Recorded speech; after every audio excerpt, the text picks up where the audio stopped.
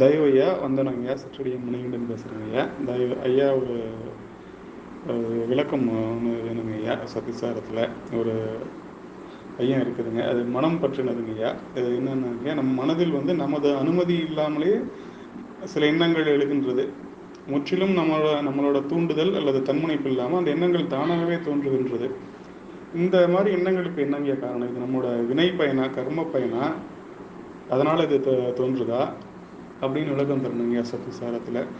அதாவது மனதை இயக்குவது நாம அல்லது நமது கட்டுப்பாட்டை மீறி வினை விதி இது நம்மளோட மனதை இயக்குகிறதா? திருவருட்பால ஐயா ஒரு பாடலில் பாடியிருப்பாங்க, எனது மனம் எந்திர ஜால வடிவோ அல்லது கர்ம வடிவோ அப்படின்னு ஒரு பாடல் எனக்கு சரியாக ஞாபகம் இல்லைங்கய்யா.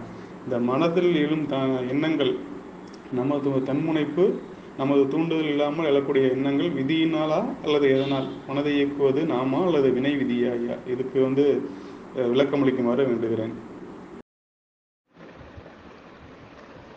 தயவு பாகம் 1. மனமும் அதன் ஓயாத எண்ண அலைகளும். மனமும் அதன் ஓயாத எண்ண அலைகளும். The mind and its non-stop thought waves. தயவு அருட்பெரும் ஜோதி அருட்பெரும் ஜோதி தனிப்பெரும் கருணை அருட்பெரும் ஜோதி. அன்பு வடிவம் தயவு திரு மணிகண்டன் ஐயா அவர்களுக்கு அன்பான வணக்கத்தை பணிவோடு தெரிவித்துக் கொள்கின்றேன். தாங்கள் சொல்லியது போல எல்லோருக்கும் உள்ள ஒரு மிகப்பெரிய பூதாகாரமான வாழ்க்கையில் பிரச்சனை என்னென்னா இந்த மனம்தான். இந்த மனம்தான் நமக்கு பெரிய ஒரு விரோதியாகவும் இருக்குது, நல்ல ஒரு நண்பனாகவும் இருக்குது. ஞானிகளுக்கு அது நல்ல நண்பனாக இருக்குது, நமக்கெல்லாம் வந்து அதிபயங்கரமான விரோதியாக இருக்குது. நம்முடைய மனம்தான், நம்முடைய மனமே நமக்கு வந்து துரோகம் செய்யுது. ஆக உற்ற நண்பன் ஒருவன் வந்து நமக்கே வந்து துரோகம் செய்கிற மாதிரி மனம் வந்து நமக்கு துரோகம் செய்யுது. ஆக பெரும்பாலும் வந்து இந்த மனதை வந்து 2 எண்ண அலைகளை 2 கூறாக பிரிக்கலாம். தாங்கள் இந்த சத்விசார வினா எழுப்பதற்கு 1-2 நாட்களுக்கு பின்பு நமது குழுவில் இருக்கிற தயவு திரு ராஜ் பிரவீன் ஐயா கூட இதே கேள்வி தான் கேட்டிருக்காரு. அவர் என்ன கேட்குறாருன்னா, நம்ம தியானம் பண்ணுறோம், இந்த புருவ மத்திய தியானம் பண்ணுறோம். அதாவது புருவ மத்திக்கு உள்ள தீபம், ஞான தீபம் விளங்குவதாக தியானம் பண்ணுறோம். ஆனால் எண்ணங்கள் வந்துக்கிட்டே இருக்கே, அது என்ன பண்ணுறது, தடுக்க முடியலையே. சரி, அந்த எண்ணங்கள் வரும்போது சரி அதை அப்படியே உசாதீனப்படுத்திட்டு தியானத்தை அப்படியே கன்டினியூ பண்ணலாமா, இல்லை இந்த நான் யார் அப்படின்ற ஒரு விசாரணையில் போகலாமா, அந்த மாதிரி போகலாமா அப்படின்னு ஐயா அவர்கள் கேட்டிருக்காங்க. ஆக இது குறித்து நமது திண்டுக்கல் சுவாமி தயாநிதி சரணானந்தா அவர்கள் என்ன சொல்லுகிறார் என்பதை பார்ப்போம். சுவாமிகள் பல இடங்களில் இந்த எண்ணங்கள், மனம், எண்ணங்கள் இது குறித்து நிறைய விளக்கங்கள் கொடுத்துருக்காங்க. அப்போ அந்தந்த இடத்துல படித்ததை அந்த சிற்றறிவில் ஞாபகம் வச்சதையும் கூட வந்து கொஞ்சம் அது எளிமைப்படுத்தி நம்ம ஷேர் பண்ணிக்கலாம்னு நினைக்கிறேன். அப்படி அந்த வகையில் சுவாமிகளுடைய அந்த கருத்துக்களை கொஞ்சம் எளிமைப்படுத்தி இப்போ ஷேர் பண்ணிக்கிறேங்க ஐயா. இப்போ இது முதல் பாகமாக பார்ப்போம். இப்போது மனம், எண்ணங்கள் அப்படின்னு பார்க்கும்போது இந்த மனதை பற்றி நம்ம வந்து தீர்க்கமாக ஒரு ஆய்வு செய்யணும். மனதை பற்றி ஒரு நல்ல ஒரு ஆய்வு செஞ்சு நல்ல முடிவுக்கு நம்ம வந்துட்டோம்னா அது நம்மளை ஏமாத்தாது. மனம், எண்ணம் இதெல்லாம் வந்து ஒன்றே தானா, வேற வேறவா? இப்படி ஒரு கேள்வி கேட்டு பாருங்க. மனம் என்பது என்ன, எண்ணம் என்பது என்ன? இரண்டும் வேறு வேறா அல்லது ஒன்றே தானா அப்படின்னு பார்த்தோம்னா, மனம் என்பது ஒரு கருவி. மனம் என்பது ஒரு கருவி. அது வந்து ஆக்டிவேட் ஆகுது, ஒர்க் பண்ணுது அப்படின்னும்போது அந்த இப்போ வந்து மெஷின் ஒர்க் பண்ணுதுன்னா எண்ணலைகள். ஒரு மெஷின் ஒர்க் பண்ணுறதுன்னா என்ன ஆகும்? சவுண்டு வரும். அந்த ஒரு எண்ண அலைகள் வந்து அந்த மேற்பரப்பில் வர்றது தான். அதனுடைய மேற்பரப்பில் எண்ண அலைகள் வந்து வந்துக்கிட்டே இருக்கும். எப்படி அப்படின்னா, இந்த கடல் அலை ஓய்வதில்லை, அலைகள் ஓய்வதில்லை அப்படின்னு நம்ம எல்லோருக்கும் தெரியும்.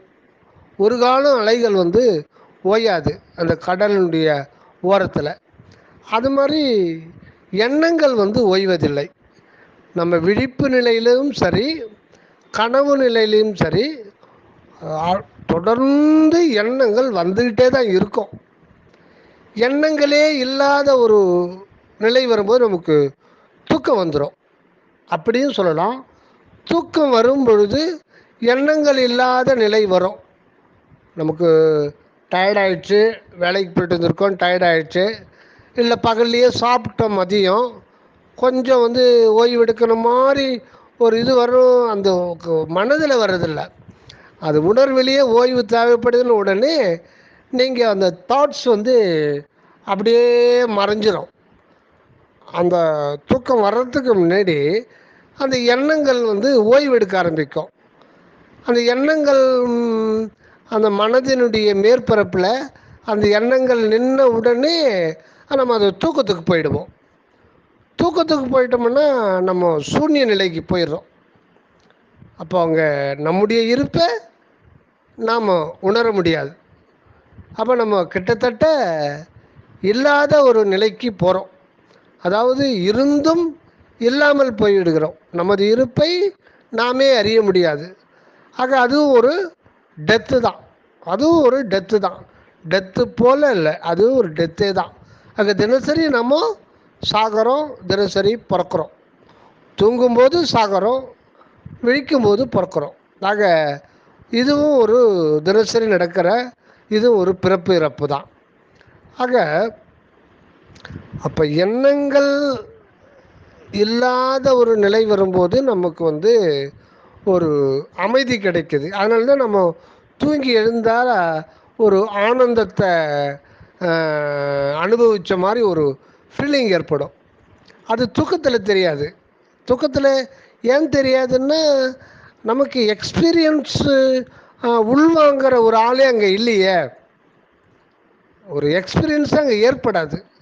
ஆனால் அந்த தூக்கத்திலிருந்து நம்ம விழிப்பு நிலைக்கு வருகின்ற பொழுது இன்பிட்வீன் டைம்ஸ், அந்த இடைப்பட்ட சில வினாடிகள், அந்த வினாடிகளில் வந்து இறைவன் உணர்த்துறார். அது ஒரு ஆனந்தமாக உணர்த்துறார்.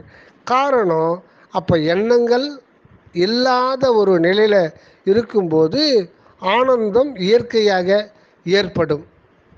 அது ஒரு இயற்கையில் உள்ளது.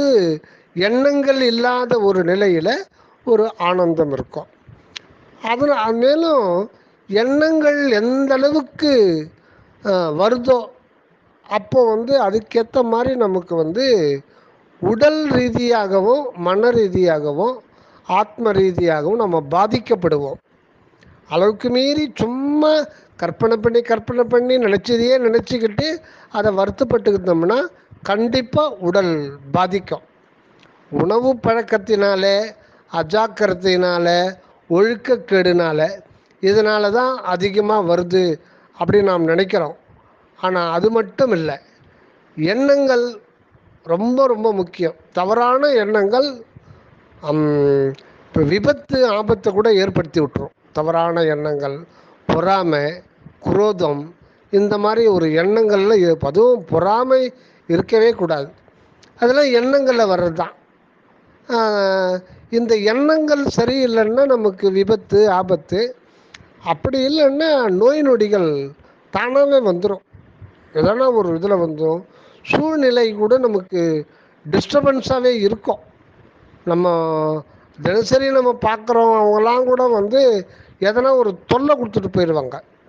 ஆக சூழ்நிலையே மாற்றமாகிடும். ஆக எண்ணங்கள் குறித்து நம்ம ரொம்ப உஷாராக இருந்துக்கணும். இப்போ நம்ம இது பண்ணும்போது நம்ம திருவருள் வளத்தால், திருவருளுடைய கடைக்கண் நோக்கால் நம்ம வள்ளல் பெருமான்கிட்ட வந்துட்டோம். இப்போ நமக்கு என்ன பிரச்சனைன்னா, இப்போ நமக்கு அந்த இதெல்லாம் இல்லாமல் ஓரளவுக்கு நம்ம எல்லா உயிர்களும் இன்புற்று வாழணுன்ற ஒரு இதில் நிற்கிறோம். ஆனால் நமக்கும் அதே டிஸ்டர்பன்ஸ், தொந்தரவு, மனம் நீங்கள் சொல்கிற மாதிரி நம்ம கண்ட்ரோல்லையே இருக்காது. அது பாட்டுக்கு எதனா ஒன்று தொடர்ந்து நினச்சிக்கிட்டு தான் இருக்கும். அது என்ன, அது அந்த மனதின் இயல்பா அல்லது பழக்க வழக்கமா? இது சுவாமி சரவணானந்த அவர்கள் இது கேட்குறார். அதுக்கு என்ன சொல்கிறாருன்னா சுவாமி, அது மனதின் இயல்பு அல்ல, அது நெடுங்கால பழக்கம்தான். அது நம்ம மனதை பொய்புலன்கள் வழியாக நாம் அதை செலுத்தி பல மனித பிறவியில் கடந்து வந்திருக்கோம். அது தீர்க்கமாக கரெக்டாக சொல்ல முடியல. 100க்கு மேற்பட்ட மனித பிறவிகள், ஏன் 200ன்னு கூட சில அன்பர்கள், சன்மார்க்க அன்பர்கள், சன்மார்க்க பெரியவர்கள் சொல்கிறாங்க. அந்த மனம் மட்டும் பக்குவம் எடுக்கிறதுக்கு இவ்வளவு நெடுங்காலம் நம்ம கடந்து வந்திருக்கோமா? அவ்வளவு லேசில் அந்த மனம் அந்த கல் நிலையிலிருந்து கனி நிலைக்கு அது வர்றதுக்கு இவ்வளவு நெடுங்காலம் ஆகியிருக்கு. இப்போ ஆண்டவருடைய அருளால் இந்த மனித பிறவி நமக்கு கிடைச்சிருக்கு. இந்த மனம்ன்றது அது ஒரு கிஃப்ட்டு தான், இறைவன் அருளால் கொடுக்கப்படுகிற ஒரு அரிய ஒரு பெரும் பரிசுன்னா அது மனம்தான். ஆனால் நம்மக்கிட்ட அது நம்ம கையில் வந்த பிறகு அது நமக்கு அது சாபக்கேடாக நாம் மாற்றிக்கிறோம். அந்த இறைவன் கொடுத்த வரத்தை நம்ம கையில் வந்த பிறகு அது என்ன பண்ணா, நாம் அதை அந்த மாதிரி ஒரு சாபக்கேடாக மாற்றிக்கிறோம். அதுக்கு பொறுப்பு நாம் தான். ஆக இந்த எண்ணங்கள் எப்படி உருவாகின்றன, இந்த எண்ணங்களினுடைய ரகசியம் என்ன? இப்படி தான் மனிதர்கள் இப்படி இந்த எண்ணத்தால் அலைக்கழிக்கப்பட்டு அல்லோலகப்பட்டு துன்பத்தில் தான் வாழணுமா? இந்த மனத்தை பற்றிய ஒரு தத்துவம் என்ன, இதனுடைய ரகசியம் என்ன, ஏன் இப்படி மனிதனை இப்படி வம்புக்கு இழுக்குது இந்த மனம்? அப்பேற்பட்ட இந்த மனத்தை ஏன் இறைவன் எல்லோருக்கும் கொடுத்து எல்லோரையும் அல்லல் படுத்துகிறாரு அப்படின்றத பற்றி நம்ம சுவாமிகளுடைய வழிகாட்டுதலில் பார்ப்போம். இப்போது மனம் மனிதனுக்கு மட்டுமா, எல்லா உயிர்களுக்குமா? இதை பற்றி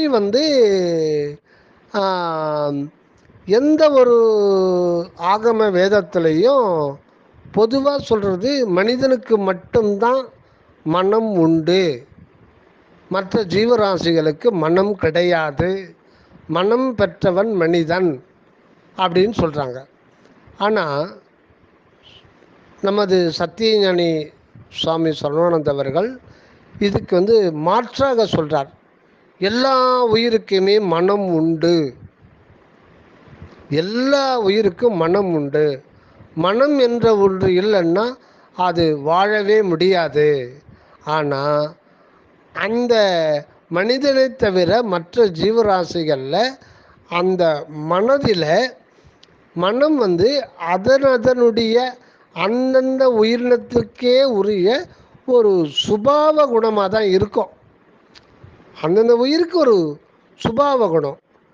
அந்த சுபாவ குணத்தினால அதுக்கு என்னன்னா அது வந்து அப்பப்போ அந்த ப்ரெசண்ட் சுச்சுவேஷனை அது புரிஞ்சுக்கிட்டு அதில் ஆபத்துலேருந்து தப்பிக்கிறதோ அல்லது அடுத்த எப்படி இது பண்ணணுன்றது அது அந்த சுபாவ குணமே அதுக்கு நிர்ணயம் பண்ணி அதை வாழ வைக்குது. ஆக மனம் என்பது மற்ற ஜீவராசிகளுக்கு ஒவ்வொரு ஜீவராசிகளுக்கும் தனித்தனி ஒரு சுபாவ குணமாக இருக்கும். ஆக மனம் என்பது அனாதியானது தான். எப்படி நம்முடைய இருப்பு அனாதியானதோ, ஆன்மா அனாதியானதோ, ஆன்மாவிலிருந்து ஆத்மாவினுடைய சக்தி தான் வெளியில் வரும்போது வெளியில் அது மனமாக இயங்குது. மற்றபடி மனத்துக்கு ஆதாரமே ஆன்மா தான். மனோ இயக்கத்துக்கு ஆதாரம் ஆன்மாவும் அந்த ஆன்மாவுக்கு உள்ளீடாக இருக்கிற அற்பெருஞ்சோதி ஆண்டவர், அதான் உள்ளொளி. அந்த உள்ளொளியினுடைய திருநடனத்தினால்தான் இந்த மனமே இயங்குது. அதை நம்ம என்ன நினைக்கிறோம், அது தானாக இயங்குதுன்னு புலம்புறோம். அது என்னுடைய கண்ட்ரோல்லையே இல்லாமல் அது இயங்குது. சில பேர் நாம் பொதுவாக ஒரு ஆஃபீஸுக்கு போகிறோம், அங்கே அன்னைக்கு ஏகப்பட்ட வேலைகள் ஃபைல் பார்க்க வேண்டியிருக்கு. அப்போ அந்த இதில் தானாகவே இயங்குது, தானாகவும் இயங்குது. இன்னொன்று நாமும் அதை இயக்கிறோம். ரெண்டுமே உண்டு மனத்தில். ஒரு டியூட்டிக்கு போகிறோம், ஒரு கம்பெனியில் ஆஃபீஸில் நம்ம ஒர்க் பண்ணுறோம், நிறைய ஃபைல் பார்க்குறோம்னா அது எப்படி தானாக இயங்கும்? நாம் தான் அதை இயக்கிறோம். இந்த ஜீவன் தான் அதை இயக்குது, மனதை பயன்படுத்தி கொள்ளுது. ஆக அந்த நேரத்தில் அது நம்ம கண்ட்ரோலில் தான் அது இருக்குது. ஆஃபீஸை விட்டு வெளியில் வந்துடுறோம், எல்லா வேலையும் முடிஞ்சு போகுது. திரும்ப அந்த மனம் பார்த்திங்கன்னா, இப்போ ட்ரெயினில் 1.5 மணி நேரம் பிரயாணம் பண்ணுறோம், உக்காந்துக்கிறோம். இப்போ அது நம்ம கண்ட்ரோலில் இருக்கும். ஒவ்வொரு ஒரு எண்ணங்கள் தானாகவும் வரும். ரெண்டுமே கலந்துருக்கும். அதை இப்படி அப்படின்னு சொல்ல முடியாது. அந்த மாதிரி ஒரு நிலையில் இருக்கும். குறிப்பாக தியானத்தில் உட்கார்றோம், நமக்கு ஓரளவுக்கு இந்த உலகத்தில் வாழ்வு அனித்தியம்தான், நித்தியமான ஒரு பொருள் பரம்பொருள் தான், மெய்ப்பொருள் தான். அந்த மெய்ப்பொருளை அறிந்து அடையணும், அதனால் நம்ம தியானம் பண்ணணும் அப்படின்னு தியானத்தில் உட்கார்றோம். நம்ம விருப்பப்பட்டு தான் உட்கார்றோம். ஆனால் இந்த மனம் நம்ம விருப்பத்துக்கு அது வர்றதில்லை. தியானத்தில் உட்காரும்போது தான் அது எழுந்துக்கும்.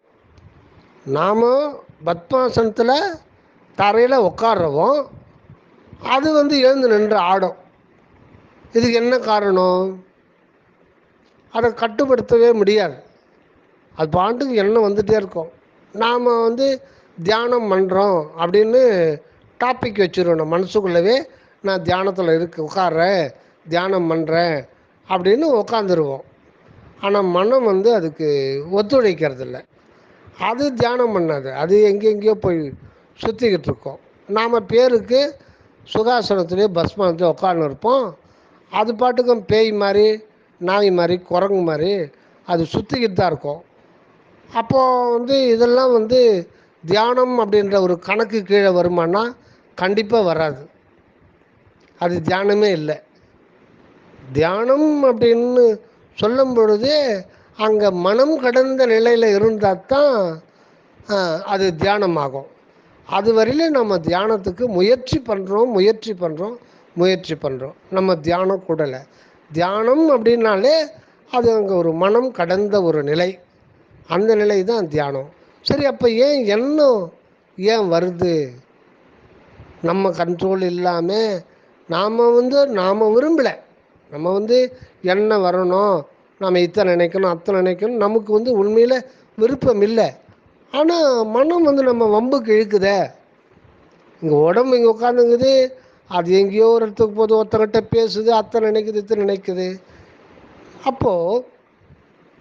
அப்போ தியானத்தில் முக்கியமாக நமக்கு பிரச்சனை தியானத்தில் மனம் வந்து அடங்கலை. அதுக்கு என்ன பண்ணலாம், என்ன பண்ணணும் அப்படின்னா, இப்போ வந்து நம்ம பொதுவாக வேலைக்கு போகிறோன்னு வச்சுக்க, எல்லாருக்கும் வேலை இருக்குது. அதனால் நம்ம வீட்டில் இருக்கிற மாதிரி நம்ம வந்து அதை இது கருதக்கூடாது. காலையில் டியூட்டிக்கு போகிறோம், நைட்டு வர்றோம். அப்போ நம்ம வந்து வேலை ஆரம்பிக்கிறதுக்கு முன்னாடி ஒரு விடைகால ஒரு 5லேருந்து 5:30 வரையில் ஒரு 1/2 hour. அப்புறம் தூங்கும்போது ஒரு 10 மணிக்கு படுக்கிறோம், 10லேருந்து 10:30, ஒரு 1/2 மணி நேரம் முதல்ல கொஞ்ச நேரம் வச்சுப்போம். இந்த 1 மணி நேரத்துக்கு நம்ம வந்து முழுமையாக நம்ம வந்து அர்ப்பணித்திடணும். எந்த 1 மணி நேரம் 24 மணி நேரத்தில் 23 மணி நேரம் போகும்போது 1 மணி நேரம் 1.5 மணி நேரம் நம்ம இது வந்து கடவுளுக்குன்னு ஒதுக்கி வச்சிடுறோம். அப்போது இந்த மனதை வந்து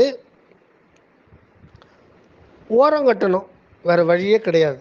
ஆனால் ஓரம் கட்டலையே, கட்ட முடியலையே, அதுக்கு என்ன பண்ணுறது அப்படின்னா வேறு வழியே கிடையாது.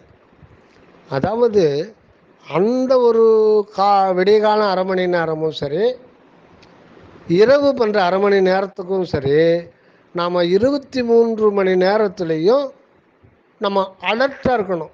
அலர்ட்டாக இருக்கணும், விழிப்புணர்வோடு இருக்கணும். என்ன விழிப்புணர்வுனா அதுக்காக வேலையெல்லாம் விட்டு இது பண்ணுறதில்ல.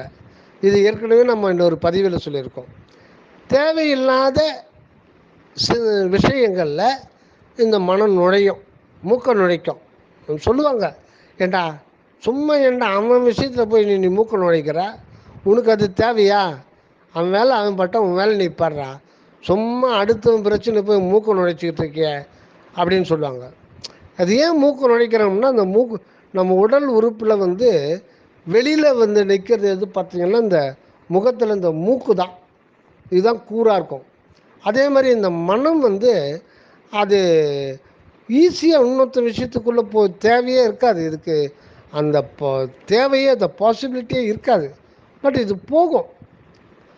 அந்த மாதிரி ஒரு இயல்புடையது மனம் வந்து ஒரு ஒரு இது மாதிரி, சைக்ளோன் மாதிரி, அந்த ஒரு புயல் மாதிரி. அது வந்து கட்டுப்படுத்த முடியாத ஒரு நிலையில் தான் இருக்குது. அது ஒரு அனுபவத்துக்காக நம்ம கொடுக்குறார். அது ஒரு பயிற்சி தான், அதை பயிற்சி பண்ணி தான் அடக்கணும். அதனால் நமக்கு தேவையில்லாத சிந்தனைகளில் மனம் போகும்போது அப்பப்போ அதை கட் பண்ணிக்கிட்டே இருக்கணும். உங்களுக்கு தேவையில்லை. இன்னொன்று, இப்போ வந்து ஒரு வீடு கட்டுறோம், 1 வருஷத்துக்கு முன்னே நினைக்கிறோம்.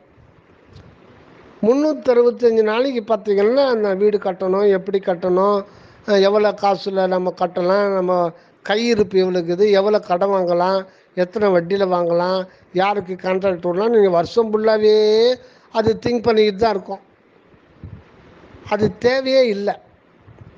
அதுக்குன்னு ஒரு டெசிஷன் எடுக்கணும்னா 1 நிமிடம் போதுமானது. எல்லாம் நமக்கு நீ நிறைய விஷயங்கள் நீங்கள் பாருங்கள்.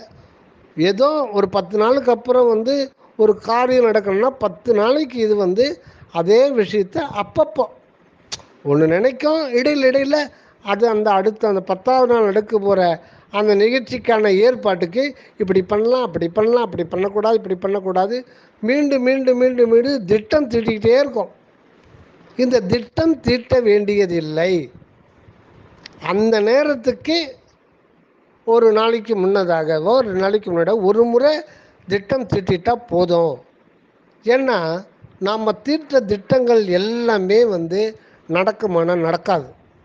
ஏன்னா இந்த மனதுக்கு அப்பால் இருக்கிறது ஜீவன், ஜீவனுக்கு மேலே இருக்கிறது ஆன்மா, ஆன்மாவோட அத்துவிதமாக இருக்கிறது உள்ளொளி. உள்ளொளியினுடைய ஆணைப்படி தான் எல்லாமே நடக்கும். Man proposes, God disposes. இது நம்ம கேள்விப்பட்டிருக்கோம். தான் ஒன்று நினைக்க தெய்வம் ஒன்று நினைக்கும். ஆனால் தெய்வம் என்ன நினைக்குதோ அதுதான் நடக்கும். நம்ம 1000 பிளான் போட்டாலும் 1000 திட்டம் போட்டாலும் முடிவில் பார்த்திங்கன்னா அது நடக்கவே நடக்காது. அப்போது நம்ம நினச்சது அவ்வளவோ வந்து வேஸ்ட்டாக போயிடுது, பிரயோஜனமே இல்லாமல் போயிடுது. அதனால் 99% சிந்தனைகள் தேவையற்றவையாகவும் பிரயோஜனமற்றவையாகவும் நம்முடைய காலத்தை வீண் போக்குவதாகவும் தான் இருக்குது. அதை நாம் நல்லா புரிஞ்சுக்கிட்டு அந்த மனதை வந்து பிரத்தியார் விஷயத்தில் பிற விஷயங்களில் தலையிடாமல் நம்ம தேவைக்கு மட்டும் எண்ணத்தை உபயோகப்படுத்திக்கணும். நம்ம தேவைக்கு மட்டும் எண்ணத்தை உபயோகப்படுத்திக்கணும். ஒரு பேங்க்கில் ஒரு தேவையான அளவுக்கு டெபாசிட் பண்ணி வச்சுருக்கோம். இப்போ நமக்கு 50 வயசாகிடுச்சு, இனிமேலைக்கும் உடல் அந்தளவுக்கு ஒத்துழைக்கலை, குடும்பத்தையும் காப்பாற்றணும். ஒரு குறிப்பிட்ட அளவு இருக்குன்னா அதை எடுத்துக்கிட்டே இருக்கக்கூடாது, அது அப்படியே இருக்கணும். ரொம்ப அத்தியாவசியமான நேரத்தில் கொஞ்சோண்டு எடுத்துக்கணும். கொஞ்சம் ரொம்ப அத்தியாவசியம் தவிர்க்க முடியலைன்னா அந்த இருப்பிலிருந்து கொஞ்சம் எடுத்துக்கணும். அப்போ அது வந்து நம்ம வாழ்நாள் ஃபுல்லாக நமக்கு தேவைக்கு சரியாக வந்துடும். அது மாதிரி தான் வந்து தேவைக்கு தான் அதை உபயோகப்படுத்தணும். தேவையில்லாத நேரத்தில் வந்து அதை உபயோகப்படுத்தக்கூடாது. அந்த மாதிரி நம்ம வந்து அதை உஷாராக ஒரு அலர்ட் இருந்தோம்னா அப்போ தான் வந்து நீங்கள் நம்ம காலையில் இது நைட்டு வந்து தியானத்தில் உட்காரும்போது அப்போது எண்ணம் வந்து கட்டுப்பாட்டில் வந்துடும். அப்போது நைட்டு தியானத்தில் உட்காரத்துக்கு நம்ம அந்த நாள் பகல் ஃபுல்லாக அது வந்து பயிற்சி பண்ணணும்னு நினைக்கக்கூடாது. தேவையில்லை, அது தேவையில்லை, இந்த எண்ணம் தேவையில்லை. அது வந்து அப்படியே கட் பண்ணி வர்ற ஒரு பயிற்சியில் இருந்துட்டோம்னா அது பழக்கமாயிடும். அப்போ வந்து number of thoughts per minute அது கம்மியாகிட்டே வந்துடும். சில பேர் வந்து தாட்ஸ் பெர் செகண்டுன்னு கூட சொல்லுவாங்க. அது அப்படி தான் இருக்குது. உண்மையில் பார்த்தா நொடிக்கு நொடி அது வந்து எண்ணம் ஒன்றை பற்றியதை அடுத்த முறை அதை விட்டுட்டு வேறு ஒரு விஷயத்தை பற்றோம். நம்ம நல்லா நோட் பண்ணி பாருங்கள், ஒரே விஷயத்தை அது பற்றி கொண்டு இருக்காது, அது வேறு விஷயத்துக்கு அது போயிடும். அதனால் அந்த மாதிரி நம்ம வந்து பழக்கப்படுத்திக்கிட்டோம்னா அந்த தியானம் பண்ணுற நேரத்தில் நமக்கு அது வந்து ஒத்துழைக்கும்.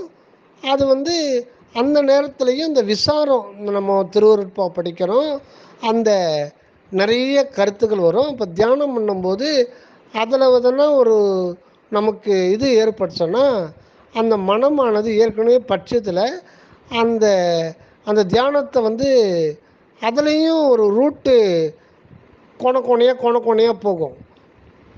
அது ஒரு தியானத்தில் அது ஒரு அந்த மனம் வந்து அந்த மாதிரி போயிட்டுருக்கோம். அப்போ அதை சரி பண்ணுறதுக்கு ஏற்கனவே நீங்கள் திருவருட்பால பற்ற பாடல்களில் அந்த நேரத்துக்கு நமக்கு எது தேவையோ அதுவே அதை கோட் பண்ணிக்கும். அதுவே நமக்கு மனசில் கோட் பண்ணி அந்த லைனை கோட் பண்ணி காமிக்கும். உடனே அந்த எண்ணம் அந்த நேரத்துக்கு இது உதவி பண்ணிட்டு அதோட எண்ணம் அடங்கிடும். அதே மாதிரி தான் அதுக்கு நம்ம என்ன பண்ணணும்னா இந்த எண்ணங்களை வந்து கண்ட்ரோலில் வச்சுக்கணுன்றதுக்கு ஒன்று திருவருட்பா, திருமந்திரம், திருவாசகம், தயாநிதி சுவாமி சரவணானந்தனுடைய திருவருட்பா விளக்க நூல்கள், இது வந்து ஒரு அரை மணி நேரமாவது ஒரு நாளைக்கு, இது தனிப்பட்ட ஒரு இது படிக்கவோ இல்லை கேட்கவோ, அந்த கேட்குறது ரொம்ப நல்லது. இந்த மாதிரி படிக்கிறதோ கேட்குறதோ அது ஒரு பழக்கம் வச்சுக்கணும். இப்போ ட்ரெயினில் போகும்போது வரும்போது கூட நம்ம ஹெட்ஃபோனை வச்சுக்கிட்டு அதை ஊக்கமாக அதை கேட்டுட்டு வரும்போது இது என்ன ஆகும்னா அந்த நாள்பட்ட பழக்கத்தில் நம்மளையே அறியாமல் அந்த தாட்ஸினுடைய நம்பர் ஆஃப் தாட்ஸு கம்மியாகிட்டே வந்துடும். அது தினசரி வாழ்க்கையில் வந்து அது சகஜமாகிடும். இதை வந்து நீங்கள் நம்ம ஒரு வருடம் அந்த மாதிரி ப்ராக்டிஸ் பண்ணாலே நல்லா தெரியும். ஏன்னா நம்ம எந்த அளவுக்கு மைண்டில் லோடு ஏற்றுறோம், எந்த அளவுக்கு திருவருட்பா கருத்து, சுவாமி சரவணானந்தா அவருடைய கருத்துக்கள், திருமந்திரம், இதில் நம்ம லோடு ஏற்ற நம்ம எந்த அளவுக்கு நம்ம வந்து உலகியல் லோடு ஏற்றிருக்கோமோ அதுக்கு அதிகமாகவே இந்த லோடு ஏற்றும் போது எல்லாமே உங்களுக்கு அதுதான் வந்து ட்ரெஷரி. அதை வச்சுட்டு தான் நமக்கு வந்து எண்ணமே உருவாகும். அதனால் இது என்ன பண்ணும், அந்த விஷயத்தை நினைக்கிறத பற்றி இந்த திருவருட்பா சிந்தனை வரும். அப்போது சிந்தனை என்ன ஆகுது, மாறிடுது. அப்போ சிந்தனை வந்து மேல் நோக்கி போகுது. ஒன்று. இரண்டாவது, நாமளே வாலண்ட்ரியாக அந்த எண்ணத்தை வந்து நல்ல நல்ல சிந்தனை, இதை செய்யணும் அதை செய்யணும் அப்படின்லாம் ஒரு நம்ம சன்மார்க்கத்தை வந்து வள்ளல் பெருமானுடைய கொள்கைகளை இங்கே கொண்டு போனோம், ஒரு 4 மாணவர்களுக்கு கூப்பிட்டு அவங்களுக்கு சொல்லணும், அந்த மாதிரி நீங்கள் பண்ணும் பொழுது எண்ணம் வந்து ஆட்டோமேட்டிக்காக அடங்கிடும். நம்ம மட்டும் படித்து நம்ம மட்டும் முக்தி அடைஞ்சால் போதும்னா அது எண்ணத்தை வந்து கண்ட்ரோல் பண்ணுறது ரொம்ப கஷ்டம். இப்போ நம்ம வந்து புலால் மறுத்துட்டோம், முன்னாடி எப்போ சாப்பிட்டுக்கிட்டு இருந்தோம், அது எவ்வளவு மிகப்பெரிய ஒரு அச்சீவ்மெண்ட்டு. எத்தனையோ கோடி வருடமாக எத்தனையோ ஜீவராசிகளாக வாழ்ந்த போதும் மனிதனாக வாழ்ந்த போதும் நம்ம அசைவ பிரியர்களாக தான் இருந்தோம். அதனால தான் எல்லா துன்பமுமே வந்து இந்த உயிர்கொலையினாலும் புலை உணவினாலும் வருகின்ற துன்பம் தான் நமக்கு பிறவிக்கு ஒரு பெரிய வித்தாக இருக்குது. அதுதான் எல்லாத்துக்குமே காரணமாக இருக்குது. அப்போ நாம் புலால் மறுத்த பிறகு நமக்கு எவ்வளவு நமக்கு ஒரு மன நிறைவு இருக்குது பாருங்கள். நமக்கு ஒரு மன நிறைவு இருக்கும். நம்ம பிற உயிருக்கு நம்ம துன்பம் செய்யலைன்னும் போது அதுக்கும்போது அதுவே ஒரு மன நிறைவாக வந்துடும். இப்போ அதனால் நமக்கு என்ன ஆகுதுன்னா, பிறவி முடிச்சு அது லூஸ் ஆக்கிட்டுருவார். நமக்கு ஒரு பிறவி இல்லை அடுத்த பிறவி இல்லை அதுக்கடுத்த பிறவியில் நம்ம வந்து இறைவனோட மிக மிக நெருக்கமாயிடுவோம். அது சொன்னால் கூட இதை வள்ளல் பெருமான் கேட்டால் கூட வந்து கடின சொற்களில் வைவார். இப்பிறப்பினில் இந்த பிறப்பிலேயே அடைஞ்சனுவார். அடுத்த பிறவுக்கு அடி போடாத, ஏன்னா அடுத்த பிறவி எங்கே பிறப்போம் எப்படி பிறப்போம் அப்படிங்கிறது தெரியாது அப்படின்றார். தயவு அடுத்த பதிவில் காண்போம், 2வது பதிவில்.